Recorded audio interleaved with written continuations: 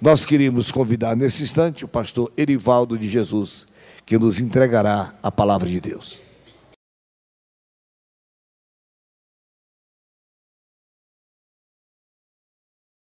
Cumprimento a cada um e a todos com a paz do Senhor Jesus Cristo. Amém? Quero glorificar a Deus pelo privilégio e a oportunidade rica que Ele me concede esta noite de estarmos aqui reunidos para glorificar o nome de Jesus. Quero agradecer a Deus pela vida do meu pastor presidente, pastor José Wellington Bezerra da Costa, pela confiança que está nos dando nesta oportunidade para vos transmitir a palavra de Deus. Minha gratidão a Deus pelo pastor Wellington Júnior, pelo carinho que tem para conosco, por todos os demais pastores aqui presentes, pastores setoriais, pregadores da palavra de Deus, pastores que estão nos visitando esta oportunidade, e minha gratidão a Deus pela vida de todo o povo de Deus reunido aqui esta noite. Estou vendo ali também meu amigo Oscar ali do Imbu. Deus abençoe Oscar. Minha gratidão a Deus por essa rica oportunidade.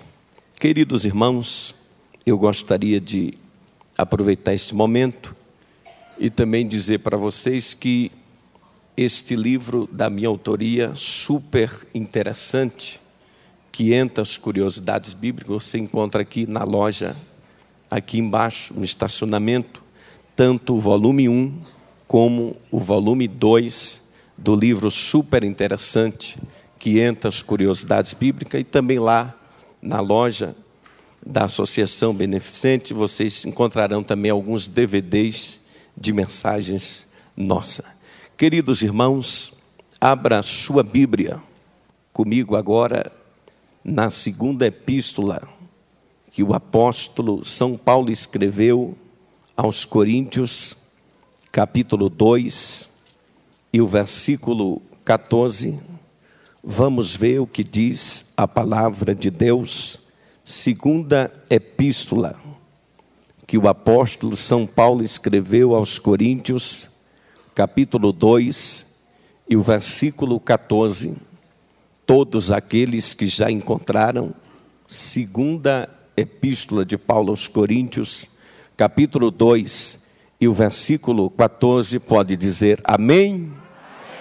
Está escrito: graças, porém, a Deus, que em Cristo sempre nos conduz em triunfo, e por meio de nós manifesta em todo lugar a fragrância do seu conhecimento.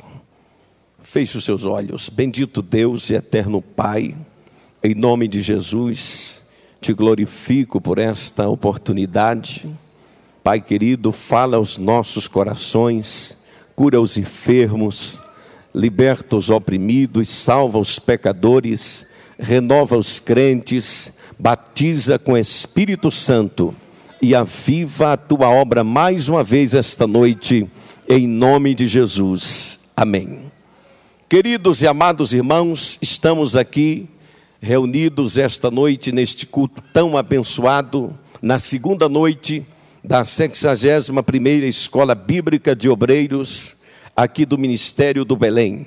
Tenho a plena convicção que durante esses dias nós estamos sendo fartamente abençoados por Deus e alimentados pelo poder da sua palavra.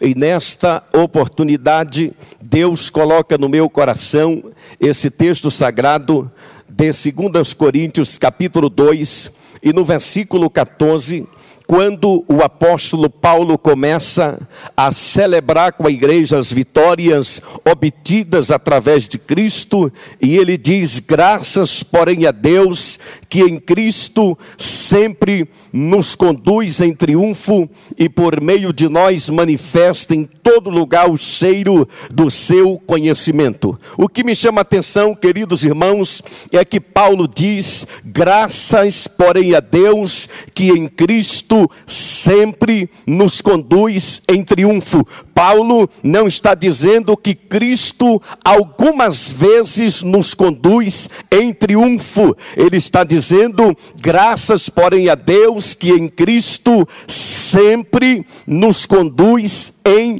triunfo, de maneira que os méritos da vitória da igreja do Senhor está sempre baseado na pessoa de Cristo. Cristo é sempre o segredo da nossa vitória. Em outra expressão, Paulo diz em 1 Coríntios 15, 57, mas graças a Deus que nos dá vitória por nosso Senhor e Salvador Jesus Cristo. Interessante, queridos e amados irmãos, que quando Paulo descreve o triunfo da igreja e celebra essa vitória, nós sabemos as razões pelas quais a igreja vem atravessando os séculos e mais séculos, sempre cada vez mais vitoriosa.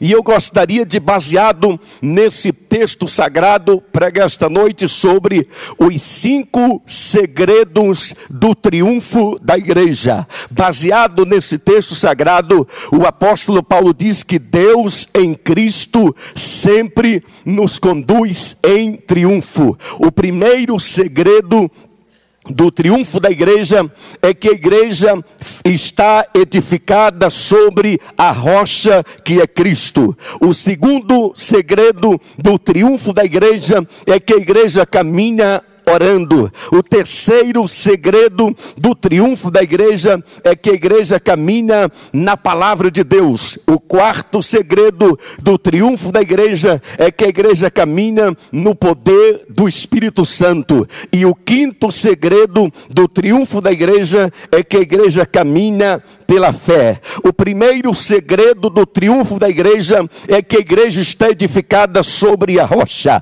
A Bíblia diz, queridos irmãos, lá em Mateus, no capítulo 16, que quando Jesus estava indo para as bandas de Cesareia de Filipe, ele reuniu com todo o colegial apostólico e fez a seguinte pergunta para eles: o que é que as pessoas aí fora dizem que eu sou? Naquele exato momento, uns disseram: olha, as pessoas aí estão dizendo que tu és Elias. Ele ouviu aquilo, deve ter ficado com o coração alegre. Muito bem, meu conceito está muito bom aí fora, porque afinal de contas, Elias era um grande profeta. Outros dizem que tu és Jeremias. Que maravilha, meu conceito está bom. Jeremias também era um grande profeta.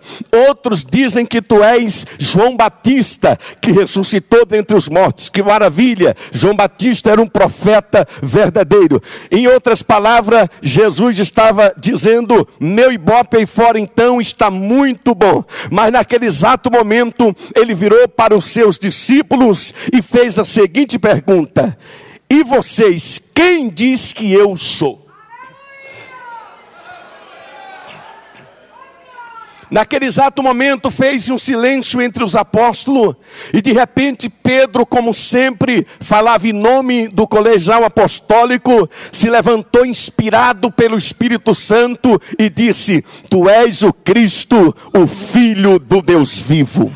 Naquele exato momento, quando Pedro fez esta confissão, Jesus disse: eu te digo que tu és Pedro, e sobre esta pedra edificarei a minha igreja, e as portas do inferno não prevalecerão contra ela. Aleluia! Ora, queridos e amados irmãos, naquele exato momento, quando Jesus disse: tu és Pedro, e sobre esta pedra edificarei a minha igreja. Quanta parte da cristandade através da história tem interpretado de forma errada esse texto. Alguns, uma parte da cristandade afirma, queridos irmãos, que a igreja foi edificada sobre Pedro, só porque a palavra Pedro no grego é Petra, que significa uma pequena pedra, ou um fragmento de pedra. Esta parte da cristandade diz que Pedro é o alicerce da igreja, foi o primeiro papa da igreja, e que a igreja foi edificada sobre Pedro.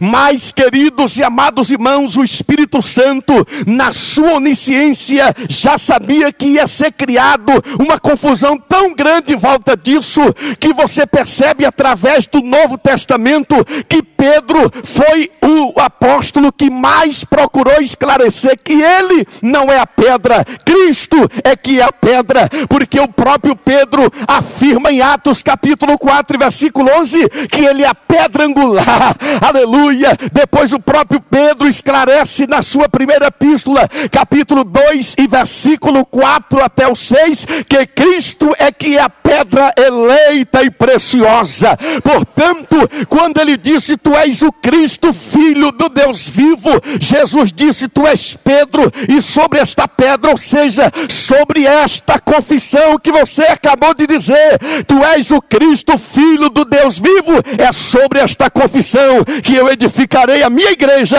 e as portas do inferno não prevalecerão contra ela. A igreja está solidificada nesta verdade, que Cristo é o fundamento da igreja. A igreja não está edificada sobre o fragmento de uma pedra, mas sobre uma pedra maciça, sobre uma rocha maciça. Aliás, o próprio Deus sempre foi chamado de pedra e rocha na Bíblia. Quando os escritores sagrados procuraram um termo para expressar o caráter firme do Deus a quem serviam, se referiam a Deus como a pedra, como a rocha.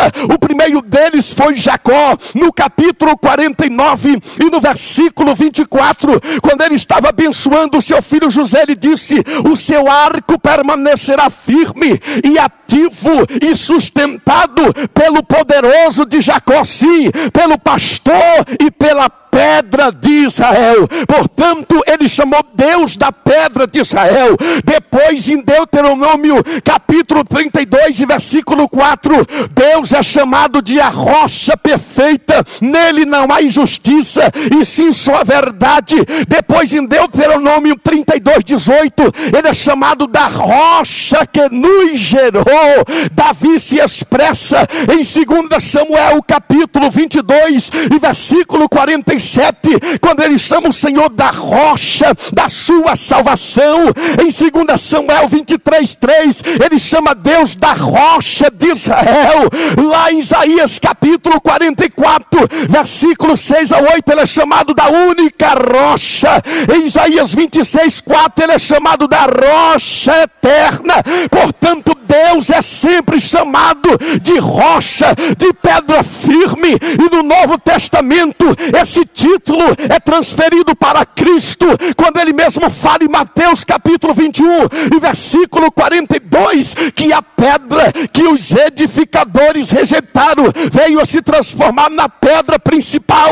Mas que pedra é essa que ele fala? É porque, queridos e amados irmãos, lá no Salmo 118, versículo 22, o salmista já falava de uma pedra que foi rejeitada pelos construtores, que vieram a ser a pedra principal, baseado em uma lenda dos rabinos que dizia que por ocasião da construção do templo de Salomão, e lá em 1 Reis 6, 7 diz, queridos irmãos, que por ocasião da construção não foi empregado nenhuma ferramenta de ferro, nenhum martelo, porque as pedras eram cortadas lá na montanha e eram trazidas já no tamanho certo para ser encaixado. Ora, e na hora que as pedras foram trazidas, que eles foram levantando as paredes, cada pedra encaixando-se perfeitamente, de repente veio uma pedra um meio diferente, parecia que estava com um tamanho anormal. Aí o construtor olhou para aquela pedra e disse, essa daqui não tem a mesma dimensão das demais não, deixa essa aqui de lado. Rejeitou aquela pedra, mas continuou trazendo outras pedras e foi construindo. Quando o edifício já estava levantado, de repente ficou uma brecha bem justamente na esquina onde ligava as duas paredes principais do templo, e procurou uma pedra para se encaixar ali, não encontrou. Aí se lembraram daquela pedra que havia sido rejeitada, que havia sido colocada de lado. Aí o construtor se lembrou, pega aquela pedra lá. Aí trouxe aquela pedra. Quando trouxe aquela pedra, descobriu que ela tinha o tamanho exato, a dimensão exata, e colocou bem naquela brecha, e aquela pedra acabou servindo para amarrar as duas paredes do templo. Ou seja, a pedra que foi rejeitada veio a ser a pedra principal de esquina. Da mesma forma, Cristo foi rejeitado pelos homens, mas hoje ele é venerado, é glorificado, exaltado pela sua igreja. Quantos podem glorificar ele? Levante a sua mão e solte aquele glória a Deus que está preso na sua garganta. Solte aquele aleluia que está entalado na sua alma e glorifique o nome do Senhor.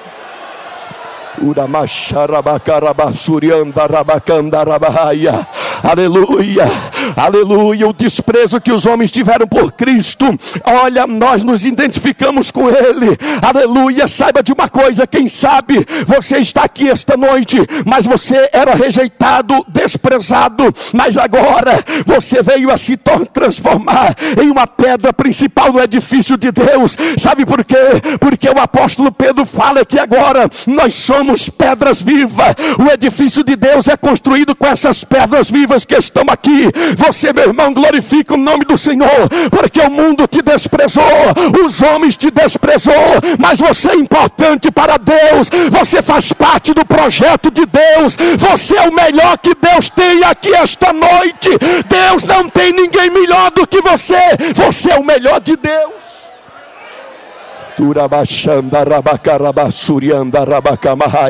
Aleluia. Profetize para o seu irmão dizendo: não se considere um rejeitado, não se considere um rejeitado. Você faz parte do projeto de Deus. Você, aleluia, é a menina dos olhos de Deus. Os olhos de Deus estão sobre a sua vida, aleluia, de maneira, queridos irmãos, que a igreja, ela vem atravessando séculos cada vez mais vitoriosa. Eu não concordo com alguns pregadores que ficam dizendo, que fica com aquele saudosismo, dizendo que a igreja de ontem era melhor, e que a igreja de hoje está assim, e que a igreja de hoje está ruim, e que a igreja de hoje está assim, está assado, e que a igreja do passado era melhor. Meu querido irmão, a igreja de hoje é melhor do que a de ontem, e a de amanhã será melhor do que a de hoje. A igreja continua firme e vitoriosa. Sabe por quê? Porque ela não está fundamentada sobre o homem. Se ela estivesse edificada sobre Pedro, a igreja já teria falido na noite que Pedro negou Jesus. Se a igreja fosse edificada sobre Pedro, o Império Romano já teria acabado com a instituição chamada igreja, porque na época era o império mais poderoso da terra. Mas saiba de uma coisa, esta igreja é tão poderosa, queridos irmãos, e tão indestrutível como o trono de Deus. Sabe por quê? Porque o Espírito Santo habita na igreja. A igreja continua vitoriosa, atravessando o século, porque ela está edificada sobre a rocha dos séculos, sobre a rocha firme que é Cristo. Aleluia, bendito seja o nome do Senhor para todos sempre. Este é o primeiro segredo do triunfo da igreja, é que a igreja não é uma instituição humana, a igreja é uma instituição divina. A igreja foi fundada pelo próprio Deus, está baseada na rocha que é Cristo, o Filho do Deus vivo. A igreja existe para declarar que Jesus é o Filho do Deus vivo, porque a igreja só foi pronunciada pela boca de Cristo depois que Pedro confessou: tu és o Cristo, o Filho do Deus vivo. A igreja existe na terra para anunciar a Cristo como Filho do Deus vivo. Aleluia. O segundo segredo do triunfo da igreja é que a igreja caminha orando. Aleluia. Por que a igreja caminha orando? Porque a oração é um dos maiores recursos que Deus colocou à disposição da igreja, para que a igreja continue vitoriosa, para que a igreja continue a sua marcha gloriosa. A igreja nunca pode deixar de orar, porque oração, queridos irmãos, é um dos maiores recursos que Deus colocou colocou à disposição da igreja. A oração faz coisas extraordinárias. A oração move a mão de Deus. A oração mobiliza o céu, desestrutura o inferno. A oração faz a igreja caminhar triunfante. A oração faz a igreja vencer os demônios. A oração faz a igreja vencer o diabo, porque ninguém vence uma igreja que está de joelho na presença do Senhor, uma igreja que ora, uma igreja que busca a presença do Senhor. Saiba de uma coisa, queridos e amados irmãos, a oração é a chave dos grandes avivamentos. Os grandes avivamentos da história sempre começaram pela oração. Quando a igreja para de orar, a igreja para de vencer. Quando a igreja para de orar, a igreja para de crescer. Quando a igreja para de orar, a igreja fica estagnada. Quando a igreja para de orar, é uma igreja fria, é uma igreja letárgica, é uma igreja apática. Mas quando a igreja ora, queridos irmãos, o céu se move em favor da igreja. Deus coloca todos os recursos do céu e da terra à disposição da igreja. Sabe por quê? Porque não existe limite para a oração. Não existe limite. Sabe por quê, queridos irmãos? O segredo de uma nação avivada é a oração. Porque o próprio Deus disse em 2 Crônicas, capítulo 7, versículo 14: e se o meu povo que se chama pelo meu nome orar, e se humilhar, e buscar a minha face, e se converter dos seus maus caminhos, então eu ouvirei do céu, perdoarei os seus pecados, e sararei a sua terra. Deus quer sarar a nossa terra. Deus quer sarar o Brasil. A igreja precisa se pôr de joelho e clamar por um avivamento que não esteja limitado às quatro paredes, um avivamento que atinja todas as camadas da sociedade brasileira. Precisamos clamar por um avivamento lá no Palácio do Planalto, por um avivamento no Palácio da Alvorada, por um avivamento no Senado Federal, por um avivamento na Câmara Federal, por um avivamento nas assembleias estaduais, nas câmaras municipais, nos governos estaduais, nos prefeitos municipais. Precisamos clamar por um avivamento no poder executivo da nossa nação, no poder judiciário, no poder legislativo. E este avivamento acontecerá quando este povo que se chama pelo meu nome orar. Oh, aleluia! A oração tem um poder ilimitado. Sabe por quê? Porque a oração não tem limites. Não tem limites, porque o próprio Jesus disse em Mateus capítulo 21 e no versículo 22: e tudo que pedides em oração. Ele não disse algumas coisas que pedides em oração. Ele disse tudo que pedides em oração. A oração, não há nada que Deus não possa fazer por você. A oração faz o sol parar. A oração faz a sombra do sol retroceder. A oração faz Deus alterar o tempo e as estações. Faz Deus mudar o curso das coisas. A oração faz até o mar vermelho se abrir. A oração faz Deus abrir a boca da jumenta. A oração faz Deus mandar chuva de pão do céu. A oração faz sair água da rocha. A oração transforma águas amargas em águas doces. A oração multiplica o azeite da viúva e a farinha na panela. A oração faz até machado flutuar. A oração faz as muralhas de Jericó cair por terra. A oração faz leão jejuar. A oração faz fornalha de fogo virar ar-condicionado para não queimar Sadraque, Mesaque e Abednego. A oração faz o cuspe curar cego. A oração faz o paralítico andar. A oração faz o cego enxergar. A oração faz o mundo falar. A oração multiplica pães e peixe. A oração faz Deus mover a sua mão. Aleluia. Só por você Deus está disposto a fazer qualquer coisa, até alterar o sistema solar. Ele faz isso através da oração.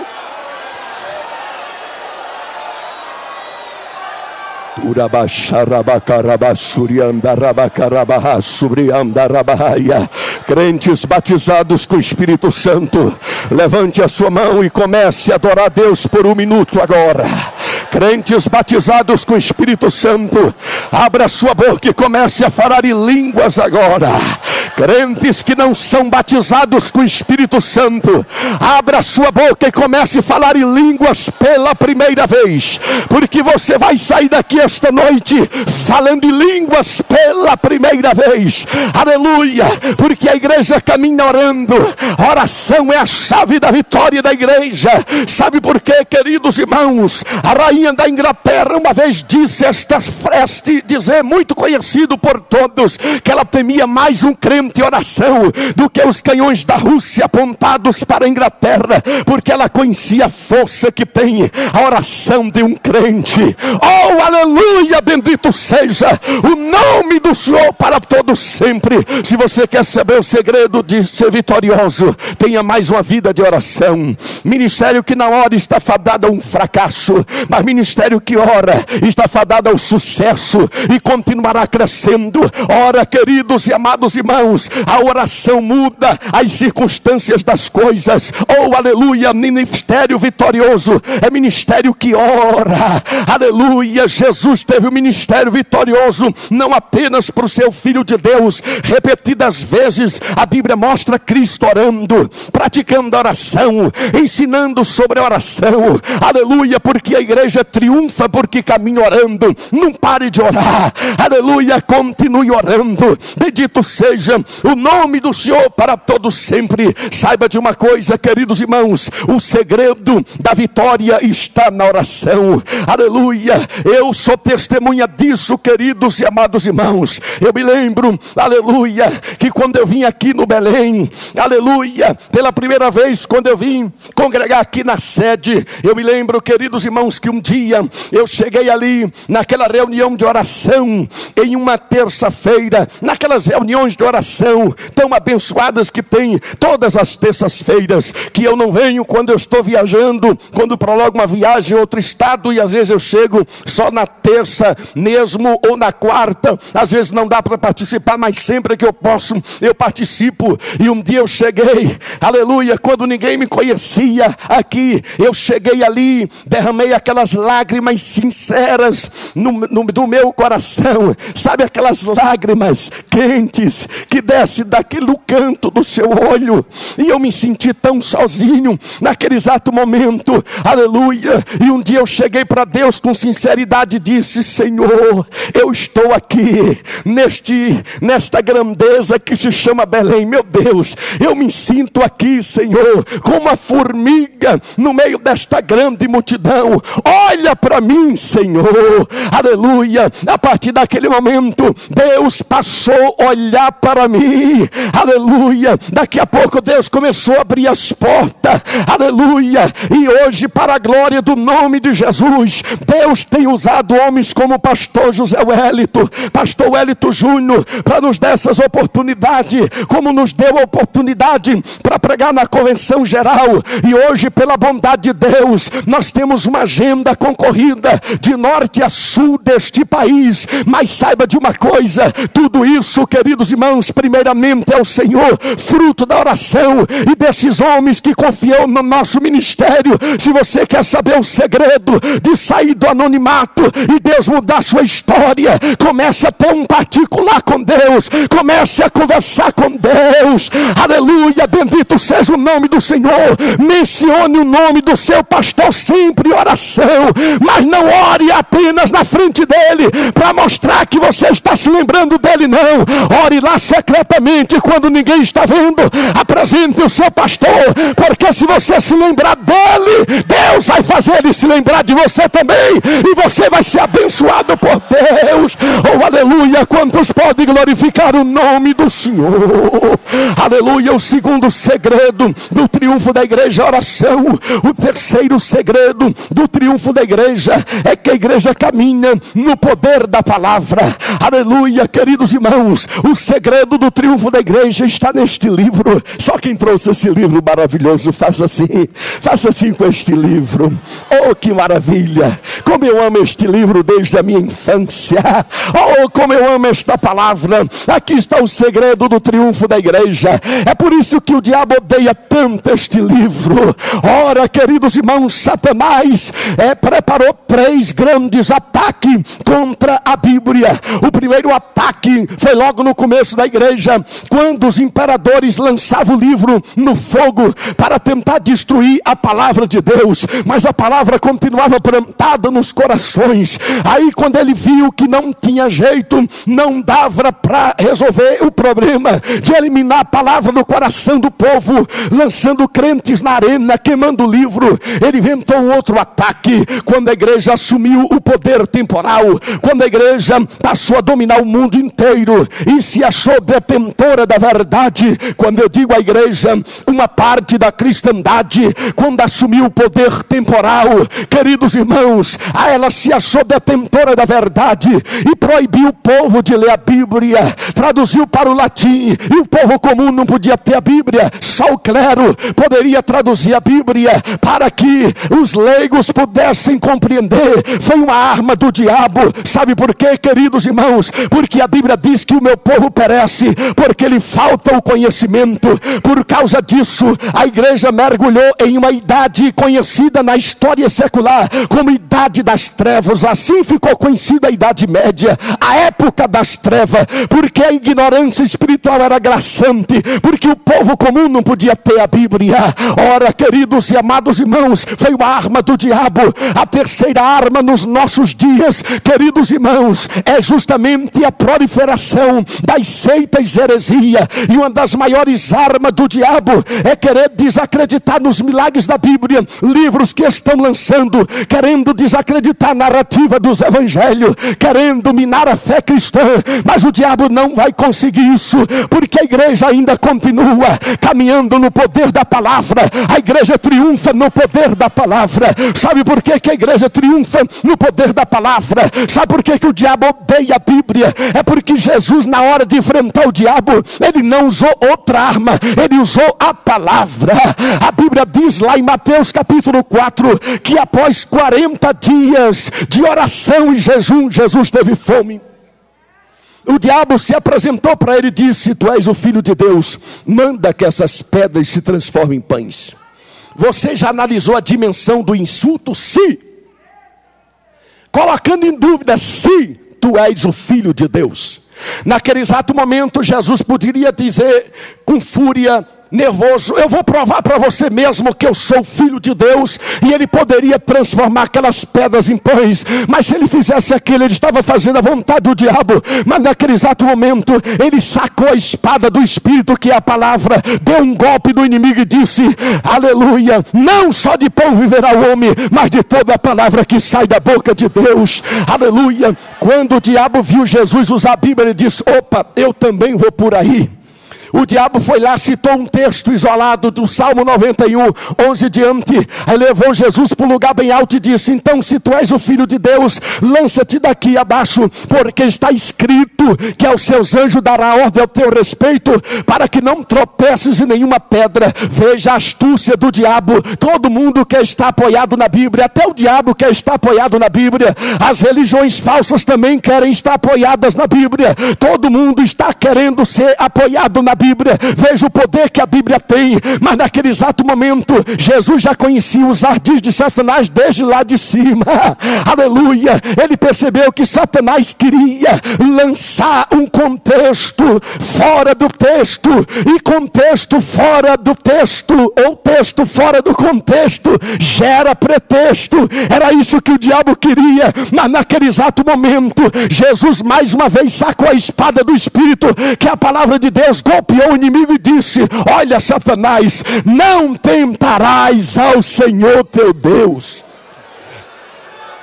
Naquele exato momento o diabo ainda insistiu. É por isso que a Bíblia diz: resistiu o diabo e ele fugirá. Ele só foge depois que você resiste. Ele é insistente. Levou Jesus para um lugar bonito, mostrou todas as glórias e disse: se tão somente prostrado me adorar, te darei tudo isso aqui. Jesus mais uma vez sacou a espada do Espírito e disse, aleluia, não ao Senhor teu Deus adorarás, e somente a Ele servirás. E o diabo o deixou. Depois vieram os anjos e o serviram. E se ele tivesse transformado pedras em pão, ia comer só pão seco. Mas porque ele venceu o diabo pela palavra, vieram os anjos e prepararam um banquete espiritual. Aleluia, profetize para o teu irmão dizendo, resiste só mais um pouco, porque o banquete está preparado. Não come pão seco não, meu querido. Não transforma pedras em pães não. Espera que o banquete de Deus está vindo aí. Aleluia, bendito seja Deus. A palavra, queridos irmãos, é o terceiro segredo do triunfo da igreja, e o próprio Deus sabia disso, sempre se preocupou em instruir o povo pela palavra. O próprio Deus disse para Josué, no capítulo 1, versículo 8, não se aparte da sua boca o livro desta lei, antes nele medita dia e noite, porque tudo quanto fizer prosperará. Lá em Deuteronômio capítulo 30, versículo 11 até o 14, o Senhor disse para os filhos de Israel, essas palavras que eu vos tenho dito, elas não estão lá no céu, para que vocês não digam, quem vai subir até lá para buscar? Não está também no mar, para que vocês não digam, quem vai até o mar buscar esta palavra para nós ouvir? Mas esta palavra está bem pertinho de ti, na tua boca e no teu coração. Isso é a palavra da fé. Aleluia, Deus se preocupou com uma palavra como a instrução dos seus filhos. É por isso que essa escola bíblica diz, dá instrução ao sábio e ele se fará mais sábio ainda. Como é que o sábio faz-se mais sábio ainda? Instruído por esta palavra. Aleluia, você vai sair daqui cheio do poder da palavra. Sabe por que você vai sair daqui cheio do poder da palavra? Porque está escrito, queridos irmãos, lá no Salmo 1, a partir do versículo 1, bem-aventurado é o homem que não se detém no caminho dos pecadores, nem se assenta na roda dos escarnecedores. Ame o seu prazer na lei do Senhor, e na sua lei medita dia e noite, pois será como a árvore plantada junto à corrente de água, cujo fruto dá na estação própria, cuja folha não cai, e tudo quanto fizer prosperará. Você vai sair daqui cheio da palavra, porque no Salmo 12, versículo 6 está escrito que a palavra de Deus é purificada e refinada 7 vezes na fornalha. No Salmo 119 e no versículo 103 está escrito, quão doces são as tuas palavras, mais que o mel à minha boca. No Salmo 119, versículo 89 está escrito, para sempre, ó Senhor, a tua palavra está firmada no céu. No Salmo 119, versículo 105 está escrito, lâmpada para os meus pés é a tua palavra e luz para os meus caminhos. No Salmo 119 e no versículo 140 está escrito, puríssima é a tua palavra, por isso o teu servo a estima.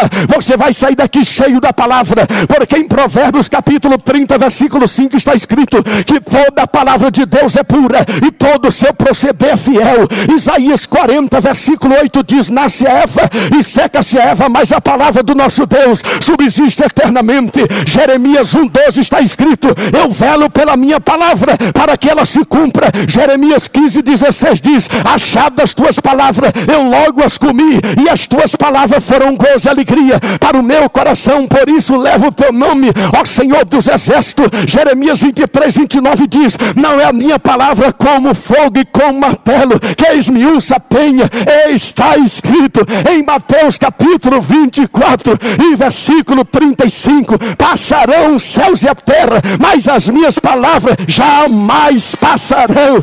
Está escrito em João capítulo 15 e versículo 7, se permanecerdes em mim e as minhas palavras permanecerem em vós, pedireis o que quiserdes e vos será feito.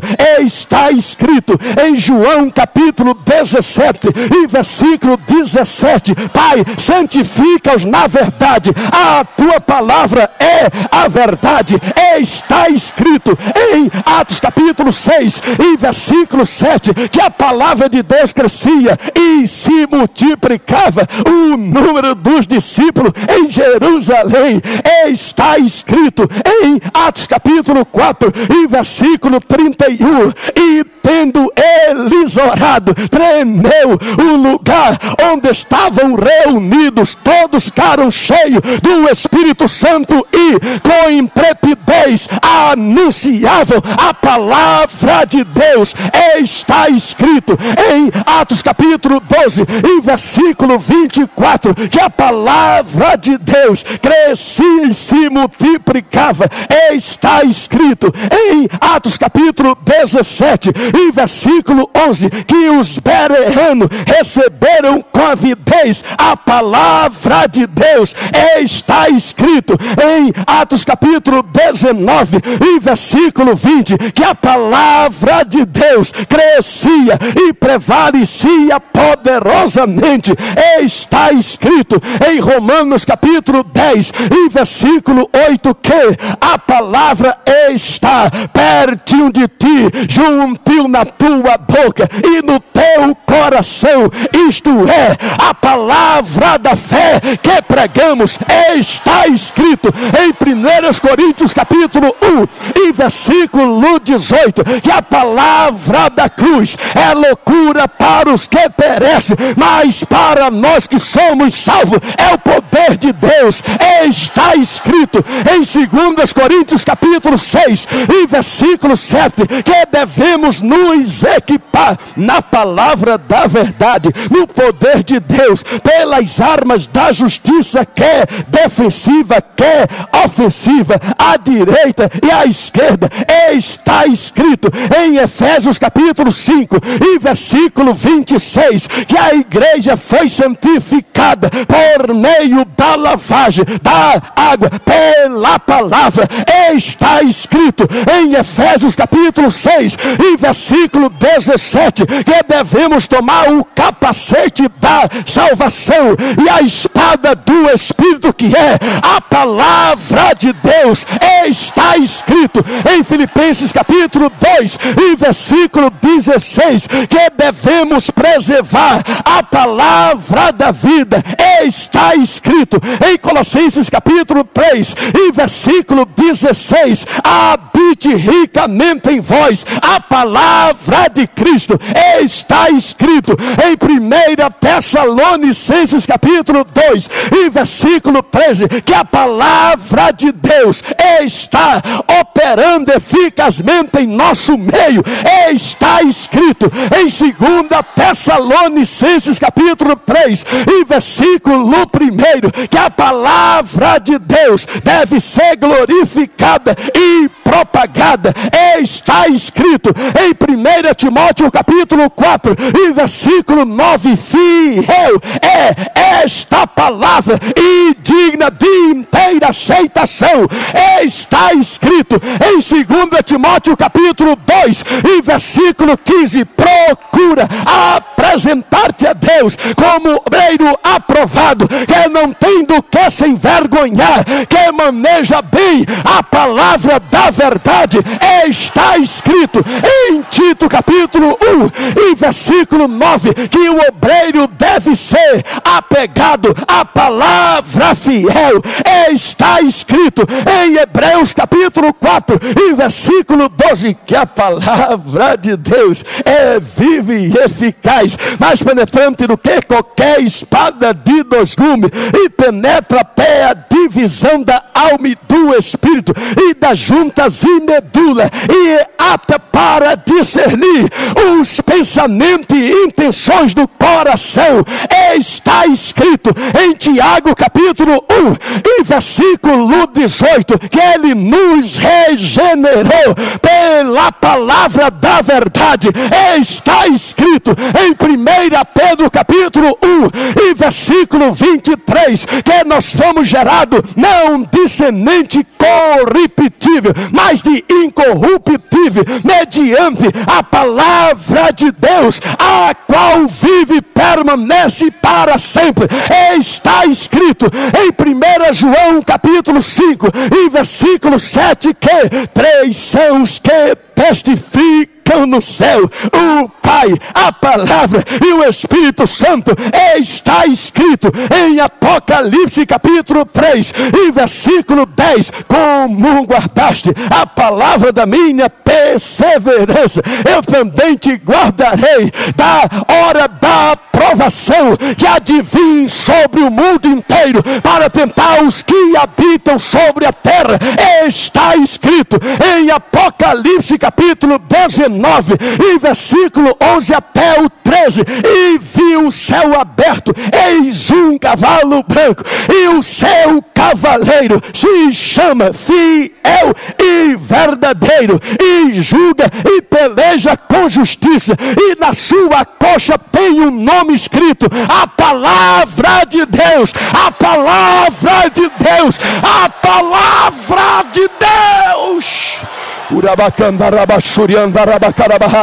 Seja cheio da palavra, seja cheio da palavra, seja impactado pela palavra, seja cheio da palavra, seja cheio da palavra, seja cheio da palavra, seja cheio da palavra, seja cheio da palavra, seja impactado pelo poder da palavra.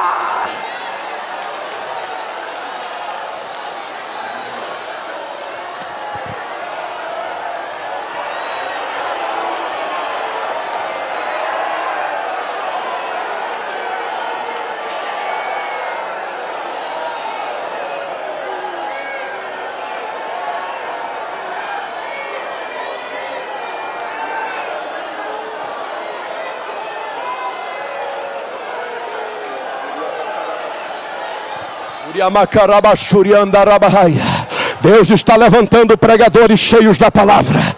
Deus está levantando nessa escola bíblica pregadores cheios da palavra, homens cheios da palavra, mulheres cheios da palavra. Você vai ser impactado pelo poder da palavra. Deus está liberando o dom da palavra, o dom da ciência, o dom da sabedoria. Seja cheio da palavra. Deus está aguçando a tua mente. Seja cheio da palavra.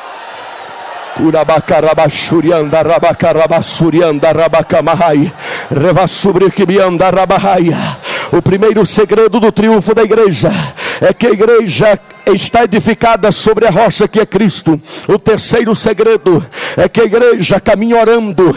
O terceiro segredo é que a igreja caminha no poder da palavra. O quarto segredo é que a igreja caminha no poder do Espírito Santo.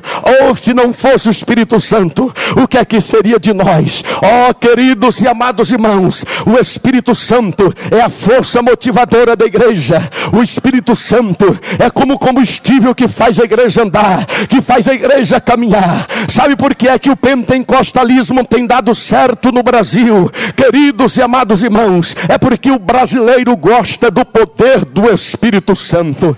O brasileiro não gosta de nada frio, de nada parado. O brasileiro gosta de alguma coisa que sacuda ele, e só o poder do Espírito Santo é que pode sacudir ele.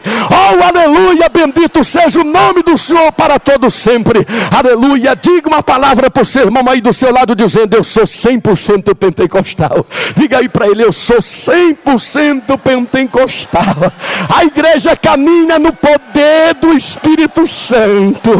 Oh, aleluia, bendito seja o nome do Senhor para todos sempre. Sabe por que a igreja caminha no poder do Espírito Santo? A maior teoria e a teoria mais maldita que o diabo já arrumou não foi a teoria da evolução, que diz que o homem veio do macaco. Foi uma tal de teoria cessacionista. Esta teoria cessacionista afirma, queridos irmãos, que os dons espirituais cessou quando morreu o último dos apóstolos, que o poder do Espírito Santo, que o batismo com o Espírito Santo, que o falar em outras línguas foi coisa apenas do primeiro século, apenas do período apostólico.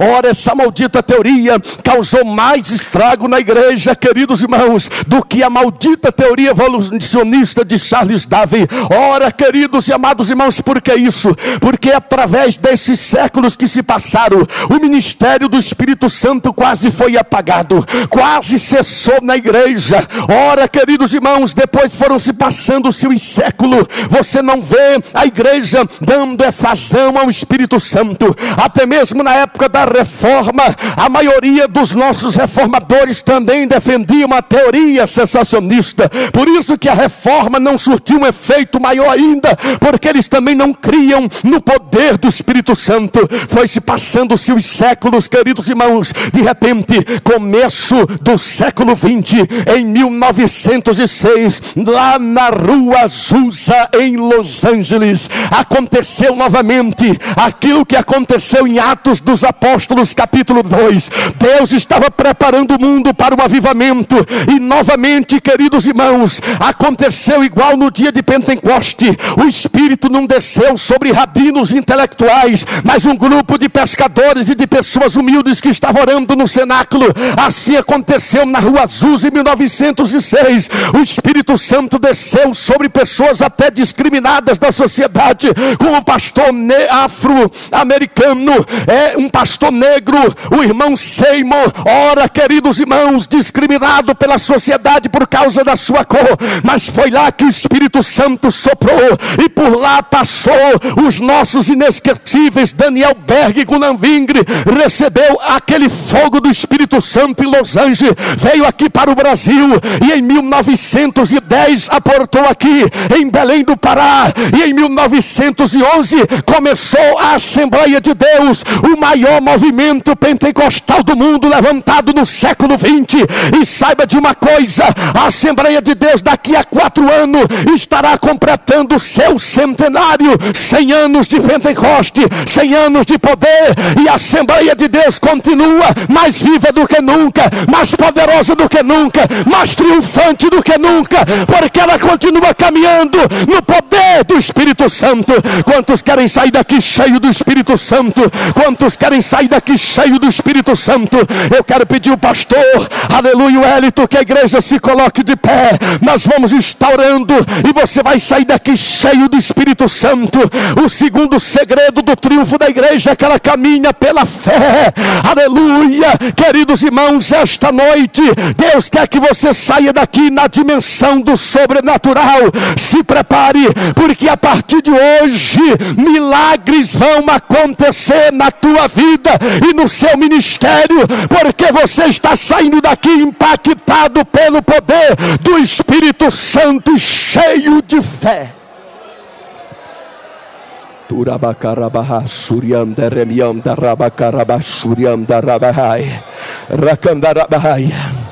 Deus está falando ao meu coração que Ele vai liberar algo para o seu ministério sobrenatural esta noite. Abre a palma da sua mão direita assim agora. Deus vai te entregar um presente nessa escola bíblica.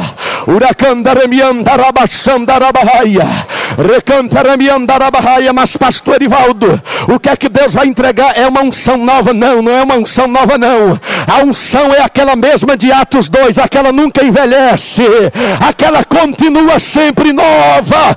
É o poder do Espírito Santo, e você vai sair daqui falando em línguas esta noite.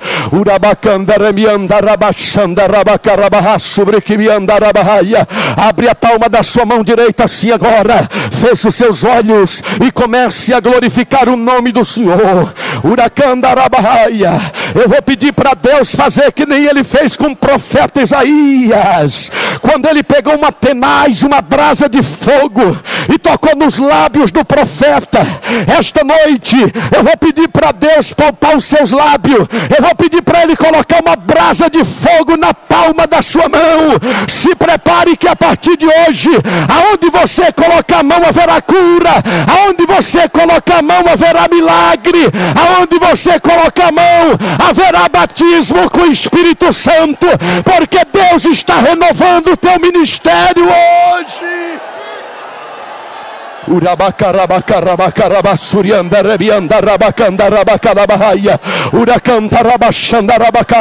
Permaneça com a palma da sua mão aberta, feche os seus olhos e comece a dizer glória, glória, glória. Abre bem a tua boca que eu te encherei de diz o Senhor. Pai querido, eu quero fazer um pedido de profeta agora. Como o Senhor tem sempre me usado por onde eu tenho pregado a sua palavra, o Senhor tem me atendido, e eu faço um pedido de servo do Deus vivo agora. Aonde houver um crente dando glória neste santuário, aonde houver um crente dando aleluia, aonde houver um crente com a palma da mão aberta, coloca uma brasa de fogo no teu altar, na palma da mão deste crente, enche este crente de poder agora.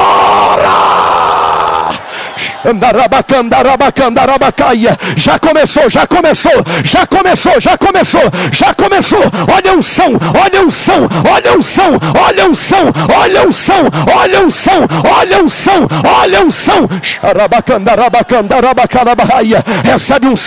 Recebe unção.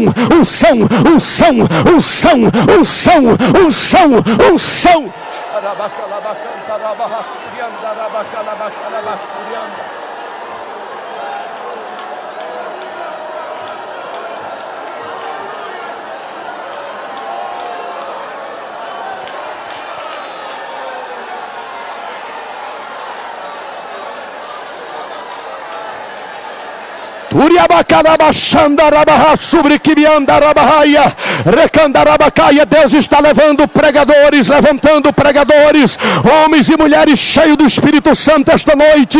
Deus está levantando missionário. Você que tem um sonho, aleluia, você que tem um sonho de ser um pregador cheio do Espírito Santo, um sonho de ser uma mulher cheia do Espírito Santo, saia daí de onde você está e vem aqui na frente. Eu quero orar por você. Com a permissão do nosso pastor, eu quero orar por você. Aleluia. Algo está começando a acontecer na sua vida. Você que tem um sonho de ser pregador, de ser um missionário, de ser um obreiro de valor, venha, porque Deus vai te encher.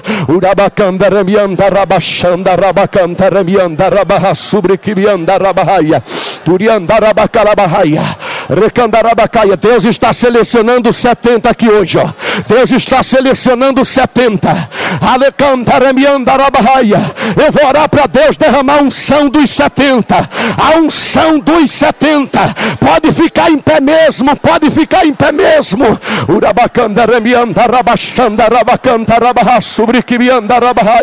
70 é um número profético. Aleluia. Deus mandou Moisés trazer 70 para a entrada da revelação. Jesus enviou 70 evangelistas de cidade em cidade. Deus tirou do espírito que havia sobre Moisés e encheu 70. Eu quero te dizer esta noite, Deus não precisa tirar do espírito que está sobre o pastor Erivaldo, nem sobre outro pregador, não. Deus diretamente já outorga do seu espírito sobre a tua vida esta noite.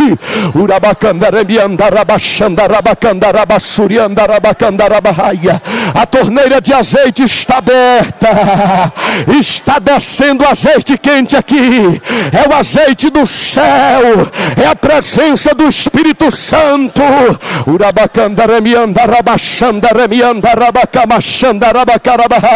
Crentes batizados com o Espírito Santo, abre a sua boca e comece a falar em outras línguas agora. Crentes que não são batizados com o Espírito Santo, abre a tua boca, porque Jesus batiza com o Espírito Santo.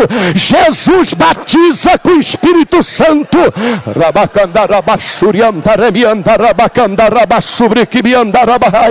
Feche os seus olhos agora.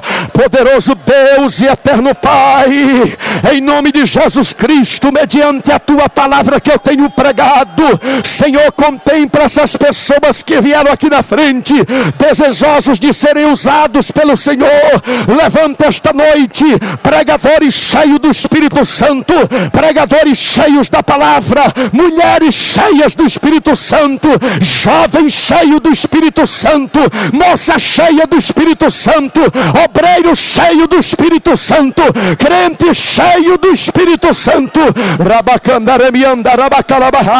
Deus está distribuindo dons espirituais esta noite. Deus está distribuindo dons à tua igreja. Deus está abrindo mentes aqui. Deus está aguçando tua mente. A partir de hoje, Deus está te dando uma mente fértil, uma mente cheia da palavra. Pai querido, eu te peço agora, te faço um pedido especial. Abre os céus sobre os teus filhos agora. Batiza com o Espírito Santo aqueles que não são batizados, aqueles que desejam, Senhor, fazer a diferença a partir de hoje. Enche-os do poder do Espírito Santo, enche de sabedoria, enche de conhecimento, enche da tua graça agora.